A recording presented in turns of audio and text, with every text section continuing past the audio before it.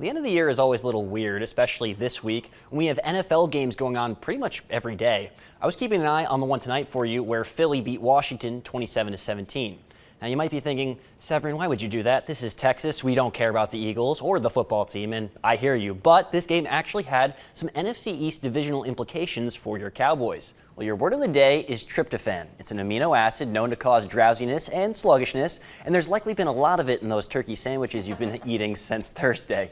You can bet that the Chapel Hill Bulldogs kept it light on the Thanksgiving leftovers because they had plenty of energy for an overtime win against Kilgore in round 3. Good evening, everyone, and welcome to sports. Well, I am coming to you from a very windy Homer Bryce Stadium where the SFA Lumberjacks have wrapped up their annual spring game, an inter-squad scrimmage between purple and white, which marks the first competitive action for this team since last November, the overtime loss in the playoffs to Incarnate Word. Hey there, East Texas. Welcome to sports. Standing outside of the Johnson Coliseum in Nacogdoches, where the SFA Lady Jacks were back at home this afternoon after, of course, defeating a Chicago State team quite handily on the road earlier on in the week. Today, they were facing a Lamar squad that was looking to break through from their 500 record with only 2 games to go after this one in the regular season. As for the Lady Jacks, what's more to say than their 22-3 overall record on a 14-game win streak and always led by their 3 stars, Stephanie Vischer, Zion Nugent, and Ayanna Johnson. They were looking for another good result as they've had for most of the season again today. On to high school football now, and Eagles can sometimes be underdogs, and underdogs can sometimes fly under the radar.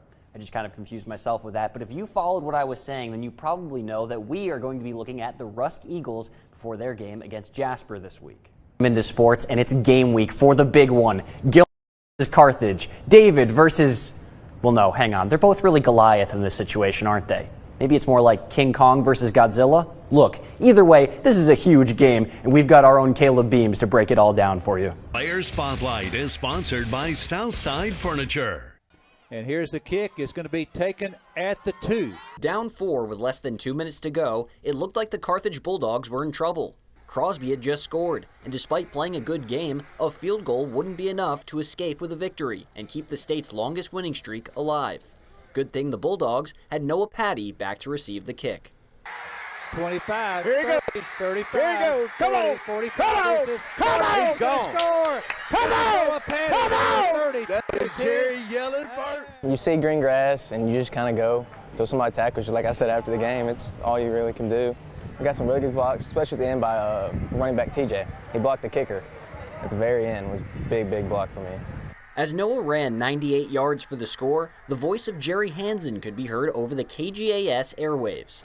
Jerry owns the radio station in Carthage, but perhaps more importantly, he's the proud grandfather to Noah. You take pride in any time that your team is winning.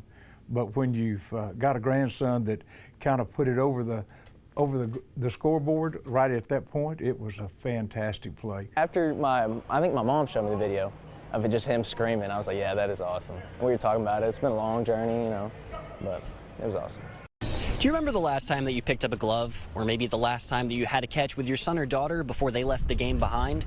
For a lot of us, that moment where we transition from participant to spectator within a sport goes unmarked.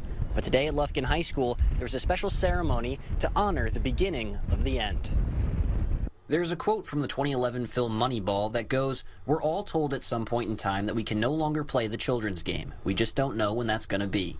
Some of us are told at 18, some of us are told at 40, but we're all told." It would be an appropriate quote to keep in mind today for members of the Lufkin Panthers baseball team. Most of them will be leaving that children's game behind after this season. To commemorate the end of their baseball journey on Senior Day, Lufkin High allowed the fathers to come out into the left field foul line and have one more catch with their sons. You know, a lot of these guys, a lot of their dads and stuff, you know, coached us hard when we was like 12, 13, you know, even going younger than that. So just to have them throw at you like one more time over here at our new field is just special. The end of the road for a lot of these players is even more significant within the Lufkin community. It's the final ride for members of the 2017 Little League World Series team and the 2018 Junior League team. Baseball has provided them with experiences and memories that will last a lifetime. Their achievement of the highest level within the Little League system will be talked about for years, and the bonds they have made with each other have only grown stronger as young adults. Sam Flores.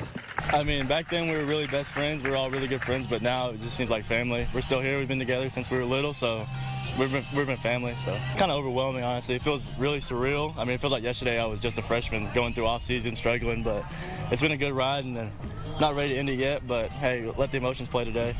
It had been a while since Hunter and Michael Ditzworth had played catch, but the father and son duo were one of the pairs that took the field. They have kept the sport ingrained in their lives from even before Hunter was playing in the Little League World Series. Today, they were glad to share a moment together before saying goodbye to baseball. I had thrown with him since I was, maybe about 10, because once I hit 11, 12, he couldn't handle the heat anymore. But he did all right today. I guess I see where I get it from now.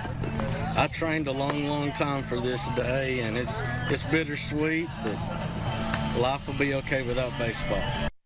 A great moment shared between many of the dads and their sons here at the Lufkin High School baseball field. Still not technically the end, though, because, of course, the Lufkin team still hoping to make a deep run in the playoffs. And Brook Hill and Dallas Christian in a neutral site tournament at Tyler Grace. Brook Hill kind of reminds me of a Virginia basketball team, and before you ask, it's not because of the color combo looking like that Duke game from last week. It's the patience swinging the ball to the open man, waiting for the right shot, and if there was a shot clock, draining it towards the last second. Tough sledding for DC at the beginning. Chargers didn't get on the board till 3 minutes left. The putback here from Jacob Holzel. Jaleel Brown now trying to do the same thing, cleanup duty, but Brook Hill not having it. Shot sent back in the other direction on the drive, though. Now it's going to be Brown with the redemption. He kisses it off the glass with the runner. And here we go. You might not put Chargers in your highlights, but I do. Jacob Delzewski puts his body on the line and takes the contact to draw the foul. And one more Brook Hill three, courtesy of Von Dawson. But even so, it's Dallas Christian who comes out on top. In this one, your final is 58-54 Chargers.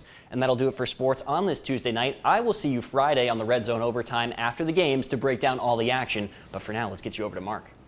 And you can see both Hasty and Howard in tomorrow's game with kickoff set for 5:30. And rest assured that no matter who wins, East Texas will be well represented in the Super Bowl. That's going to do it for now. Be sure to join me at 10, where there'll be more sports news for you and full post-game reaction from Coach Kellogg. We'll be right back.